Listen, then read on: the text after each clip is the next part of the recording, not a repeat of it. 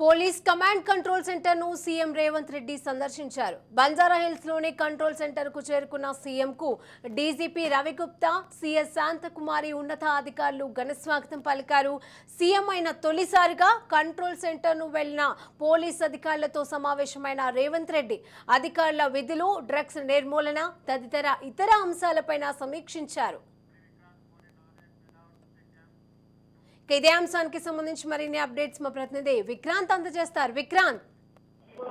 Thank you Sirisha. మొత్తానికి command control centre ను కూడా సాయంత్రం ఇటు ముఖ్యమంత్రి రేవంత్ రెడ్డి కూడా సమీక్షించాడు. ఇటు పలు విభాగాల అధికారులతో పాటు ముఖ్యమంత్రి రేవంత్ రెడ్డి కూడా రాబోయే వర్షాకాలానికి సంబంధించి కూడా తీసుకోవాల్సిన ముందస్తు జాగ్రత్తలపైన కూడా దాదాపు 2 గంటల పాటు చర్చించారు.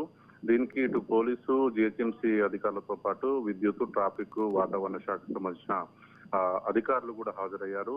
రానున్న వర్షాకాలం ఇప్పటికే అక్కడక్కడ అకాల వర్షాల వల్ల కూడా ఇప్పటికే సామాన్య ప్రజలు కూడా ఇబ్బందులు పడుతున్న పరిస్థితి అందరికీ తెలిసిందే. ఇదే విషయం పైన కూడా పెద్ద ఎత్తున ముందస్తు చర్యలకు కూడా రెడీగా ఉండాలని కూడా అన్ని విభాగాలకు సంబంధించిన అధికారులతో కూడా ముఖ్యమంత్రి రేవంత్ రెడ్డి దిశానిర్దేశం చేశాడు. ప్రధానంగా జిహెచ్ఎంసీకి సంబంధించి కూడా పెద్ద ఎత్తున ప్రతిసారి వర్షాకాల సమయంలో కూడా వాహనదారులతో పాటు ప్రయాణికులు, ఇటు కాలనీ వాసులు కూడా ఇబ్బంది పడుతున్న అంశాన్ని కూడా ముఖ్యమంత్రి రేవంత్ రెడ్డి అధికారుల దృష్టికి తీసుకొచ్చారు. ఎలాగైనా సరే అప్రమత్తంగా ఉండి అకాల వర్షాలు ఎప్పుడు వచ్చినా వర్షాలకు సంబంధించి కూడా అప్రమత్తంగా ఉండాలని కూడా అన్ని అధికారులతో కూడా రేవంత్ రెడ్డి సమీక్షించారు. మరోవైపు పోలీసు అధికారులతో కూడా ట్రాఫిక్ నియంత్రణకు సంబంధించి కూడా పెద్ద ఎత్తున చర్చ జరిగింది. ఇంకా కొన్ని ఫ్రీ సిగ్నల్స్ చేయాలని కూడా ముఖ్యమంత్రి రేవంత్ రెడ్డి ట్రాఫిక్ అధికారులకు కూడా ఆదేశాలు జారీ చేశారు. ఇప్పటికే అనేక కూడళ్లలో కూడా